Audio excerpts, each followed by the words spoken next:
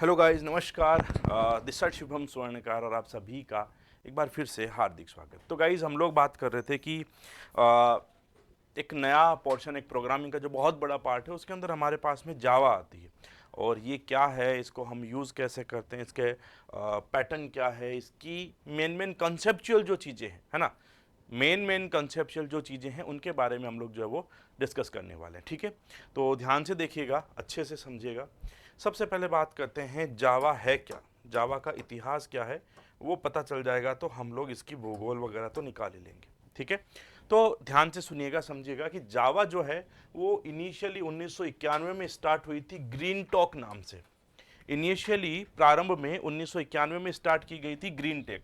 ये green talk जो है वो क्या था, ये छोटे एम्बेडेड जो सिस्टम्स होते हैं, जैसे सेट टॉप बॉक्स हो गया, माइक्रोवेव ओवन हो गया, वॉशिंग मशीन हो गया, टीवी के रिमोट हो गए, उनके अंदर छोटी छोटी प्रोग्रामिंग होती थी, उसके लिए ग्रीन टॉक का यूज किया जाता था। ठीक है, अब क्या था आपको पता हो तो 1989 में जो था वो WWW स्टार्ट किया गया था, world wide web.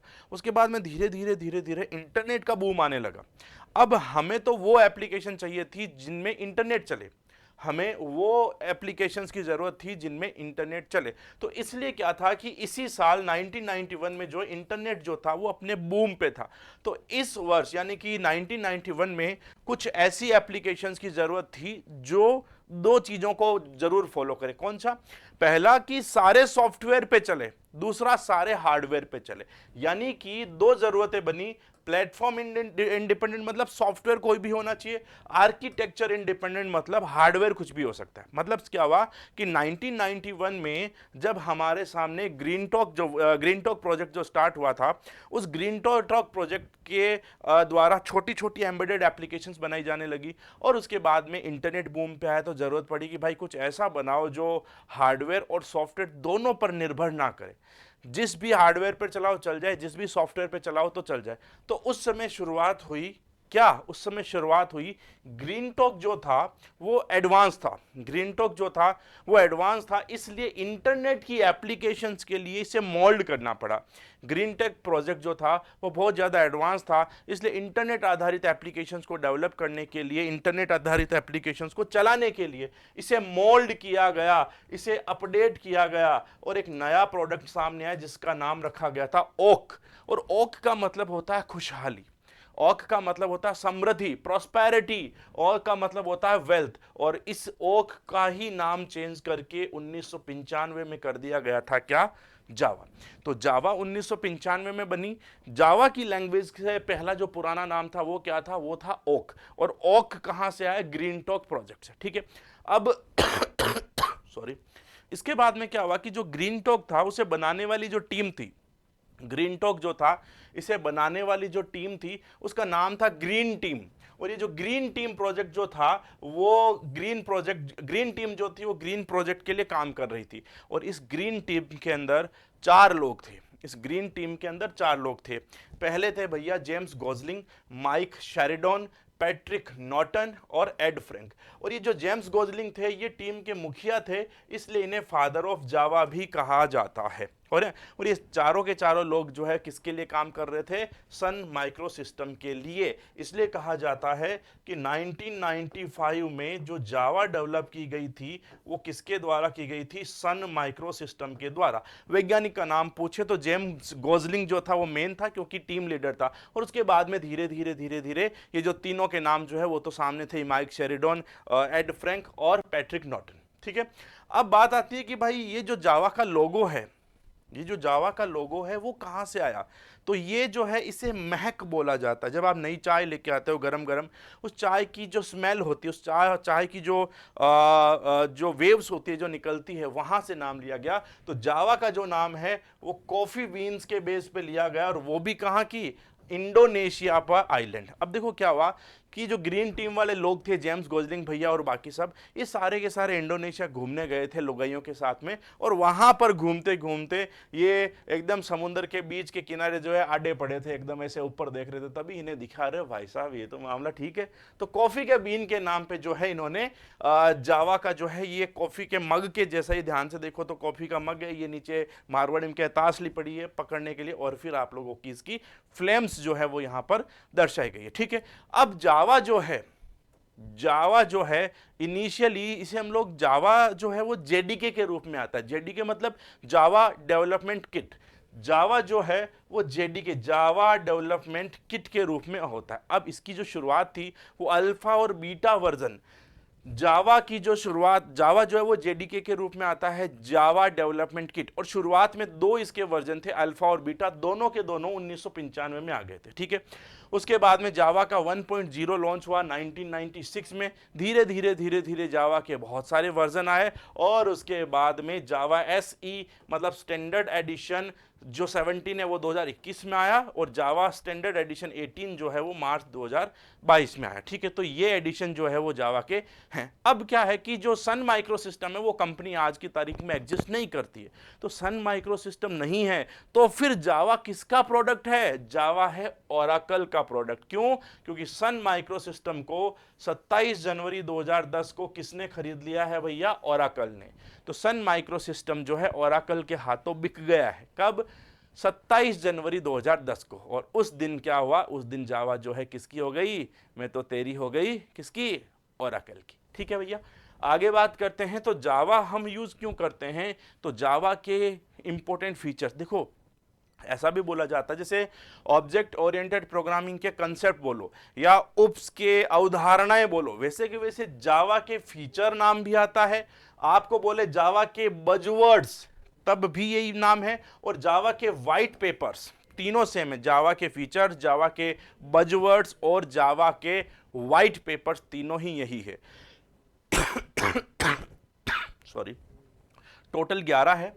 Simple, secure, portable, architectural, neutral, object oriented, robust, interpreted, high performance, multi threaded, distributed और डायनामिक। 11 फीचर्स हैं, 11 बजवर्ड्स हैं और 11 इसके क्या हैं? White papers. देखो एक एक करके बात करते हैं।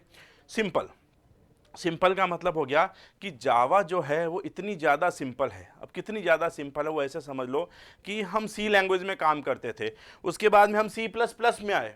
ठीक है, कुछ चीज़ें हमें मिली और प्रोग्राम शॉर्ट हुआ। अब सी प्लस प्लस की कमियां भी दूर कर दी, अब जावा पे आ गए। सी प्लस प्लस में हमें फ्रेंड फंक्शन देते थे, इनलाइन देते थे, हमें वर्चुअल फंक्शन देते थे, हेडर फाइल होती थी, अरे उनको भी गोली मारो, कुछ नहीं किया। सीधी सीधी सिंपलेस्ट लैंग्वेज चाहिए जिसमें हमें किसी भी प्रकार का दुख नहीं होना चाहिए। तो यहाँ पर आप लोगों को ना ही मल्टीपल और हाइब्रिड इनहेरिटेंस दी, ना ही वर्चुअल बेस क्लास यहाँ पर नहीं है, पॉइंटर सपोर्ट नहीं करता है, फ्रेंड फंक्शन नहीं है, स्ट्रक्चर सपोर्ट नहीं करता है, इनलाइन फंक्शन नहीं है, वर्चुअल फंक्शन नहीं है, ये इतनी सारी चीजें नहीं है। इसके अंदर जो है अगर हम लोग और बात करें तो हेडर फाइल जो है जैसे stdio.h, conio.h, iostream.h वो सब होती थी, यहां पर वो भी नहीं है। यहां पर साइज ऑफ ऑपरेटर भी नहीं होता है, यहां पर साइज ऑफ ऑपरेटर भी नहीं होता। यहां पर डिलीट कीवर्ड जो आपको याद हो तो न्यू और डिलीट, जैसा अभी सिस्टम असिस्टेंट में आया था। सी प्लस प्लस में एरे को साइज देनी है तो न्यू का यूज करते हैं, अगर सी थी तो मैलोक अलोक होता है। ठीक है, यहां पर डिलीट ऑपरेटर जो है वो नहीं है। जावा में नल कंसेप्ट भी नहीं होता है, नल कैरेक्टर जो हम लोग यूज करते हैं पुरानी लैंग्वेजेस में, नल कंसेप्ट भी नहीं है, डिलीट भी नहीं है, साइज ऑफ भी नहीं है और हेडर फाइल भी यहां पर नहीं होती है। एक और हम लोग लैंग्वेजेस में कंस्ट्रक्टर का यूज करते हैं, फिर हटाने के लिए डिस्ट्रक्टर भी यूज करते हैं। ये भाई साहब एक कदम आगे है, ये बोलते हैं कि हमें डिस्ट्रक्टर भी नहीं चाहिए। जावा में डिस्ट्रक्टर भी सपोर्ट नहीं होता है, जावा में डिस्ट्रक्टर जो है वो भी सपोर्ट नहीं होता है। ठीक है, एक और सॉरी, जावा में न्यू लाइन जो है वो भी सपोर्ट नहीं है, ये भी सपोर्ट नहीं। तो बोल दिया कि भाई जो सी प्लस प्लस सपोर्ट कर रहा है ना, हमें तो वो भी नहीं चाहिए, उन सबको गोली मारो, हमें इनमें से किसी भी प्रकार का कोई भी चीज़ नहीं चाहिए।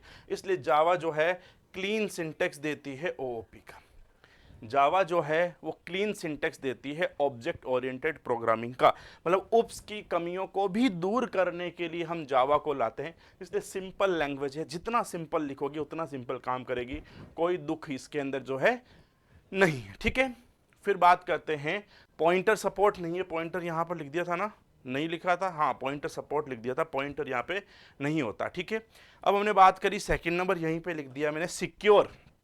सिक्योर कैसे, सिक्योर कैसे है? सिक्योर की बात करें तो देखो भाई, सिक्योर जो है सिक्योर जो है आप लोगों की यूं है कि जब हम यहाँ पर पॉइंटर का यूज़ नहीं करते। देखो पॉइंटर क्या करता है, किसी भी वेरिएबल के एड्रेस को उठाता है।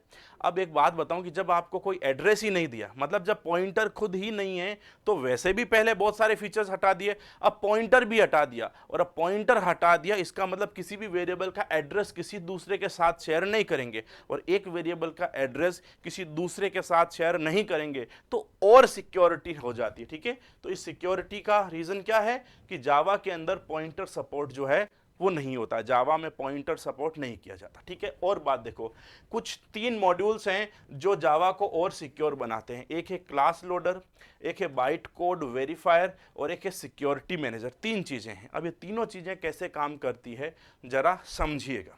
देखो, हम जब प्रोग्राम लिखते हैं तो हम यहां पर ये लिखते हैं डॉट जावा के साथ में। जावा का ऑलरेडी एक कंपाइलर होता है जावा सी, ये कन्वर्ट करके कोड को किस में लेके जाता है, डॉट क्लास में, और जो डॉट क्लास कोड है यही जावा का बाइट कोड कहलाता है।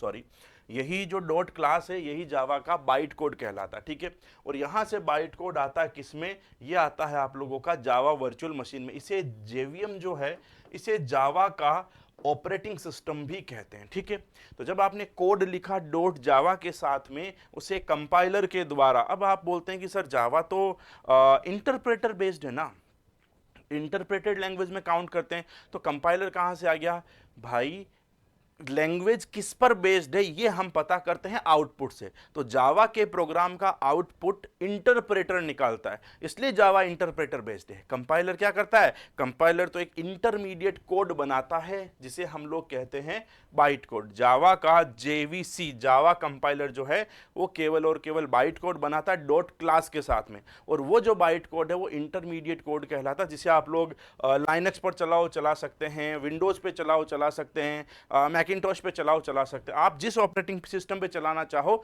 चला सकते हैं। ठीक है, और उसके बाद में ये यहाँ पे इंटरप्रेटर है जिस जो JIT कहा जाता है, जस्ट इन टाइम का है ना, ये यहाँ से आपका जो भी है आउटपुट यहाँ से निकल जाता है। ठीक है, अब यहाँ पर हमारे पास में 3 चीजें हमने पढ़ी है। देखो क्लास लोडर, ये देखो ये क्लास लोडर क्या कर रहा है, यहाँ पे जो डॉट क्लास वाला कोड है इसे जावा वर्चुअल मशीन में लेकर के आता है।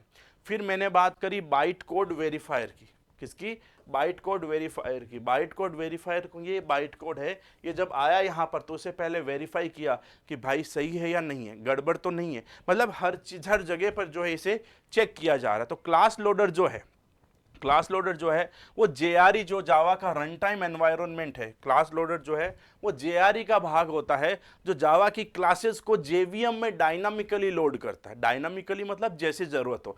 तो JRE का भाग कौन है, क्लास लोडर। JRE मतलब जावा रन टाइम एनवायरनमेंट। ठीक है, इसे आप लोग JRE भी बोल सकते हैं और JRTE भी बोल सकते हैं। जावा रन टाइम एनवायरनमेंट और जावा रन टाइम एनवायरनमेंट दोनों चीजें सेम है। ठीक है, तो क्लास लोडर जो है वो JRE का भाग है, जावा रन टाइम एनवायरनमेंट का, और ये जावा की क्लासेस को जो है वो JVM जावा वर्चुअल मशीन में डायनामिकली लोड करता है। ठीक है, दूसरा byte code verifier. Byte code verifier क्या करता है, ये जो मॉड्यूल है बाइट कोड वेरीफायर, ये मेमोरी में जो लोड किया गया है जावा कोड, ये जो लोड किया गया है जावा कोड, उसे क्या करता है सॉरी, उसे वेरीफाई करता है। वेरीफाई कैसे करता है, वेरीफाई ऐसे करता है कि भाई उस कोड के साथ कोई दूसरा कोड तो नहीं आ गया है। भाई आपने जब कंपाइलर ने जब बाइट कोड बनाया, उस बाइट कोड को आप लोग जब JVM में लेकर के आए, तो JVM में बाइट कोड को लाने के बाद में उसे इसलिए चेक करेंगे कि भाई उसमें कोई ऐसा नहीं कि दूसरा प्रोग्राम जुड़ करके आ गया, दूसरा कोड उसके साथ ऐड होकर के आ गया है,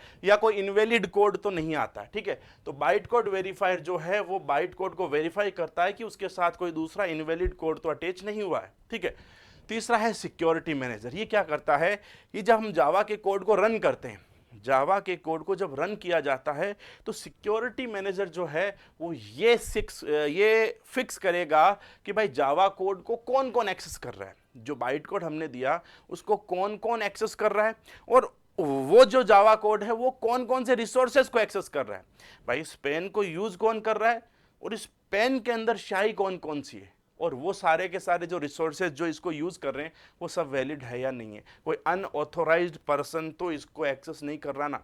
पहले तो क्लास लोडर हुआ, फिर उसका कोड वेरीफाई हुआ, और अब वापस चेक करेगा कि भाई आपने जो कोड दिया है कि उस जावा कोड को कौन एक्सेस कर रहा है, और वह जावा कोड जिन रिसोर्सेज को एक्सेस कर रहा है वो वैलिड है या नहीं। अब बताओ, तीन तीन जगह पर चेक हो चुका है, अब कहाँ प्रॉब्लम हुई, अब कहाँ प्रॉब्लम हुई। ठीक है, तो सिक्योरिटी इसके अंदर है।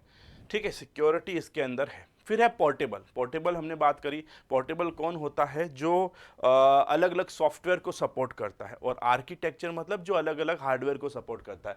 तो पोर्टेबल है क्योंकि ये अलग अलग ऑपरेटिंग सिस्टम्स को सपोर्ट करता है, और आर्किटेक्चर यानी कि ये अलग अलग प्रकार के प्रोसेसर, अलग अलग प्रकार के हार्डवेयर को जो है सपोर्ट करता है ना। अब जावा के अंदर एक खासियत है, वो है WOUA, write once use anywhere. मतलब आपने जावा का बाइट कोड मेरे कंप्यूटर पर बनाया, तो उस बाइट कोड को आप आपके कंप्यूटर पे चला सकते हो, किसी पड़ोसियों के कंप्यूटर पे चला सकते हो। मतलब क्या हुआ कि एक मशीन पर कोड लिखने के बाद उसे किसी भी हार्डवेयर पर रन कर सकते हो। ये जावा की खासियत है। इसलिए WOUA, write over, sorry write once या write write once use anywhere, कहीं पर भी लिखो एक बार, और फिर उसे जहां पर ले जाना चाहो वहां पर ले जाके यूज कर सकते हो। ठीक है, चलिए अगला हमने ये ऑब्जेक्ट ओरिएंटेड सिस्टम की हमने 5वीं बात कर ली है। यहाँ पे देखो, ये देखो हमने यहाँ पे लिखा था ना 5वां ऑब्जेक्ट ओरिएंटेड। तो ऑब्जेक्ट ओरिएंटेड यहाँ पर हो गया कि ये क्लीन सिंटेक्स देता है ऑब्जेक्ट ओरिएंटेड प्रोग्रामिंग का। ठीक है, फिर रॉबस्ट। रॉबस्ट या रिलायबल, इसका मतलब होता है कि जावा, जैसे हम लोग C++ में हमें वार्निंग दे दी जाती है, और वार्निंग देने के बाद आउटपुट निकाल दिया जाता है। जावा कहता है भाई साहब छोड़ो झमेला दुनियादारी का, वार्निंग को भी एरर बनाओ।